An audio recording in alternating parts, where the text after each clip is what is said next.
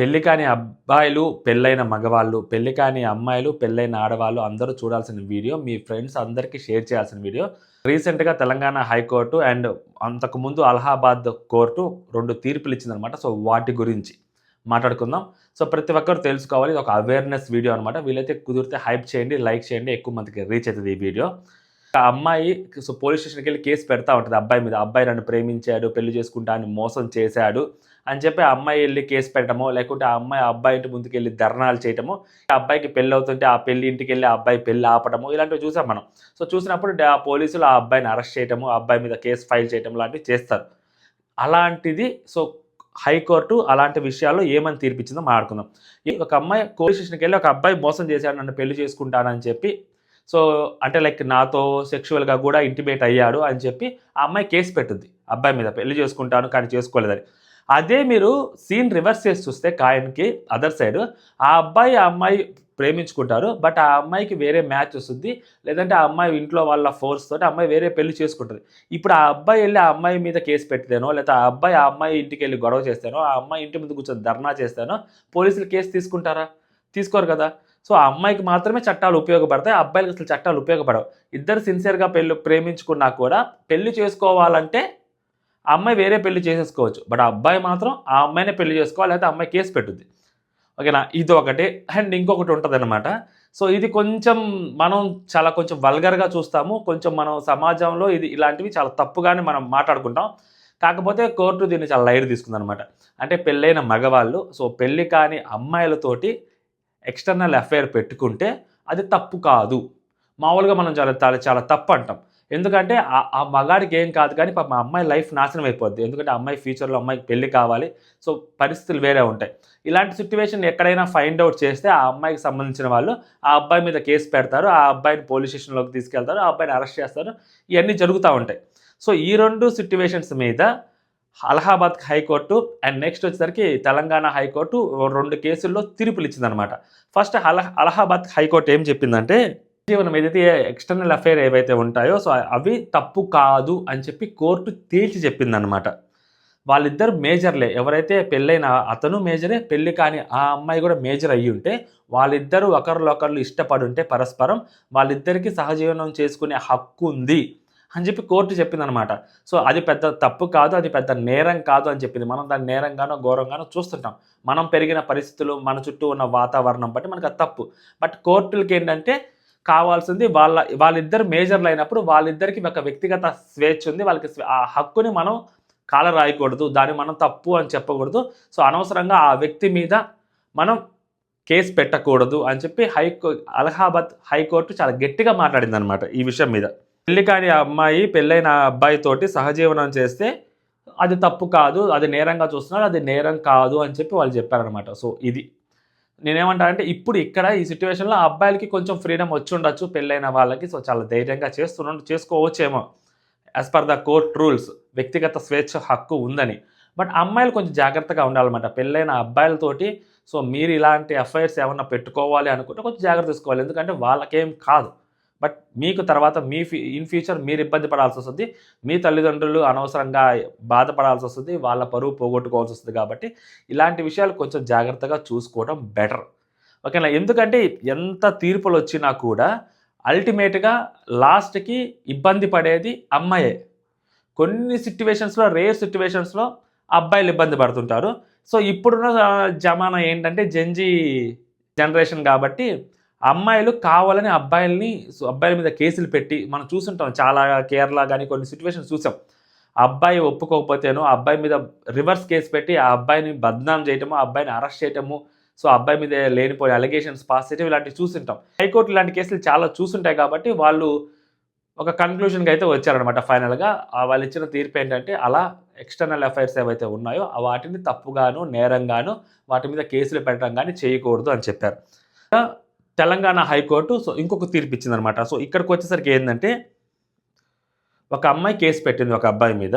పెద్దపల్లి జిల్లా ఇది అంతర్గాం మండలం పొట్యాల గ్రామం అనమాట. ఇదే గ్రామానికి చెందిన సంతోష్ అనే ఒక అబ్బాయి మీద కేసు పెట్టింది. నన్ను ప్రేమించి పెళ్లి చేసుకుంటాన్ని నమ్మించి మోసం చేశాడు అని ఆ అమ్మాయి కేసు పెట్టింది.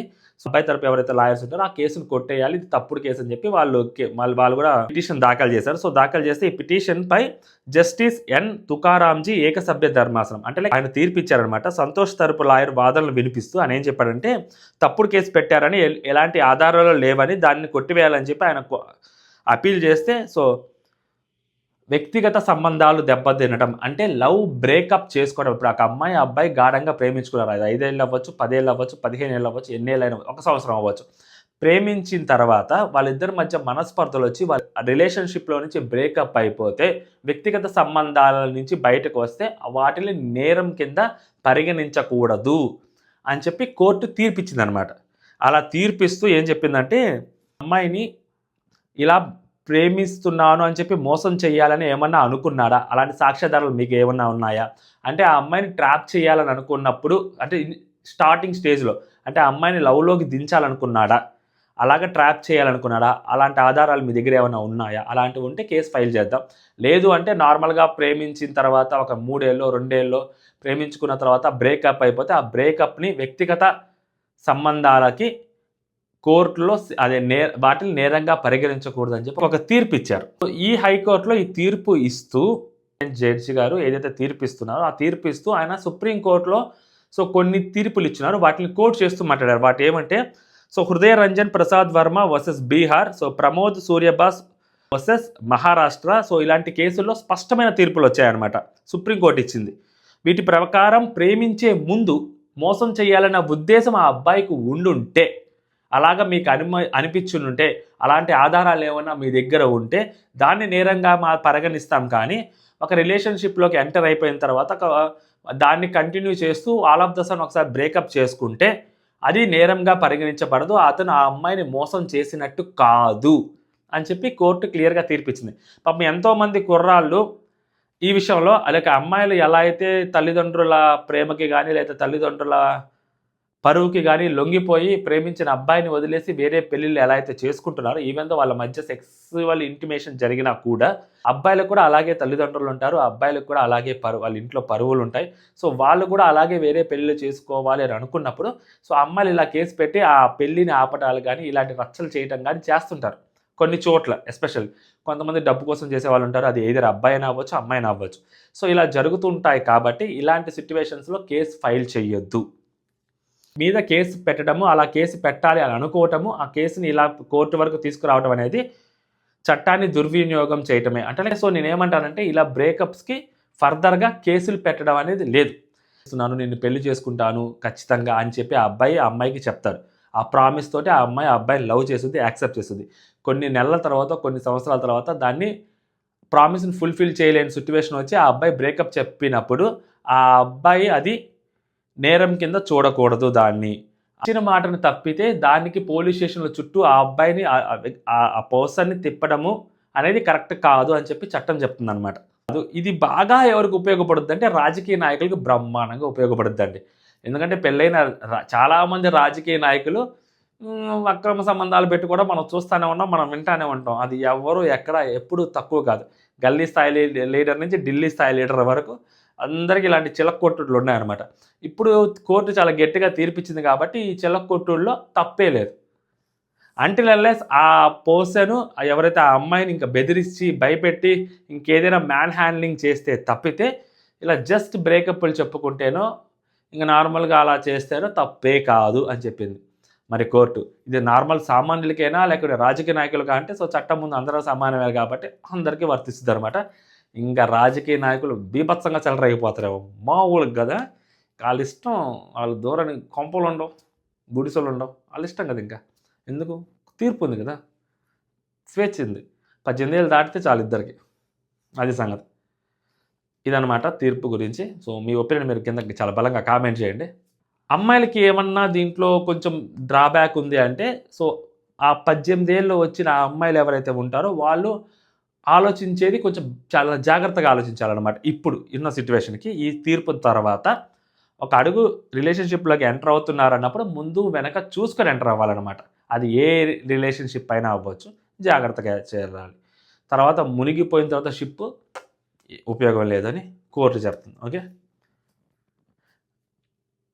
అంతే. జై హింద్.